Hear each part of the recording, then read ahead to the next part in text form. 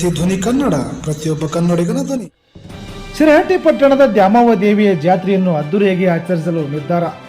ಜಾತ್ರಾ ಕಮಿಟಿಯ ಮುಖಂಡ ಎನ್.ಆರ್. ಕುಲಕರ್ಣಿ ಸ್ಪಷ್ಟನೆ.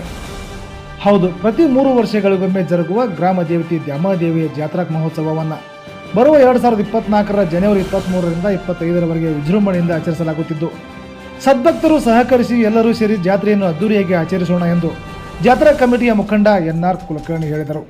ಅವರು ಗದಗ ಜಿಲ್ಲೆ ಶಿರಹಟ್ಟಿ ಪಟ್ಟಣದ ದ್ಯಾಮವ್ವ ದೇವಿ ದೇವಸ್ಥಾನದಲ್ಲಿ ಜರುಗಿದ ಭಕ್ತರ ಪೂರ್ವಭಾವಿ ಸಭೆಯಲ್ಲಿ ಪಾಲ್ಗೊಂಡು ಮಾತನಾಡಿದರು.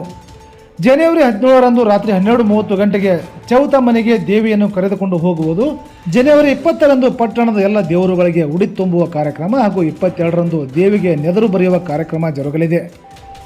ಜನವರಿ 23ರಂದು ಮೊದಲನೆಯ ದಿವಸ ಹಾಗೂ 2ನೇ ದಿವಸ ದೇವಿಯು ನಗರದ ತುಂಬೆಲ್ಲ ಗ್ರಾಮ ಸಂಚಾರ ಮಾಡಲಿದ್ದು, 25ರಂದು ದೇವಿಯ ಮೆರವಣಿಗೆ ಹಾಗೂ ಉಡಿ ತುಂಬುವ ಕಾರ್ಯಕ್ರಮ ಜರುಗುವುದು.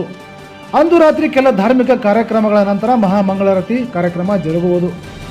ಪ್ರತಿ 3 ವರ್ಷಗಳಿಗೊಮ್ಮೆ ನಡೆಯುವ ದ್ಯಾಮವ್ವ ದೇವಿ ಜಾತ್ರೆ ಮಹೋತ್ಸವಕ್ಕೆ ಅಗತ್ಯವಾದ ಎಲ್ಲ ಸಿದ್ಧತೆಗಳು ಸಾರ್ವಜನಿಕರ ಸಹಕಾರದೊಂದಿಗೆ ನಡೆಯಲಿದ್ದು, ಕಾರಣ ಈ ಜಾತ್ರಾ ಮಹೋತ್ಸವದಲ್ಲಿ ಎಲ್ಲ ಭಕ್ತರ ಸಹಕಾರದ ಅಗತ್ಯವಿದೆ ಎಂದು ಭಕ್ತರಲ್ಲಿ ತಿಳಿಸಿದರು. ಈ ದ್ಯಾಮವ್ವ ದೇವಿ ಜಾತ್ರಾ ಮಹೋತ್ಸವಕ್ಕೆ ಶಿರಹಟ್ಟಿ ಪಟ್ಟಣವನ್ನು ತಳಿರು ತೋರಣಗಳಿಂದ ಸಿಂಗರಿಸಿ ತಮ್ಮ ತಮ್ಮ ಮನೆಯ ಅಂಗಳವನ್ನು ಸ್ವಚ್ಛವಾಗಿಡಬೇಕು. ಪಟ್ಟಣ ಪಂಚಾಯಿತಿ ಪೌರ ಕಾರ್ಮಿಕರಿಗೆ ಸಾರ್ವಜನಿಕರು ಸಹಕರಿಸಿ ಪಟ್ಟಣವನ್ನು ಶುಚಿಯಾಗಿಟ್ಟುಕೊಳ್ಳಲು ಈ ಸಭೆಯಲ್ಲಿ ತಿಳಿಸಲಾಯಿತು.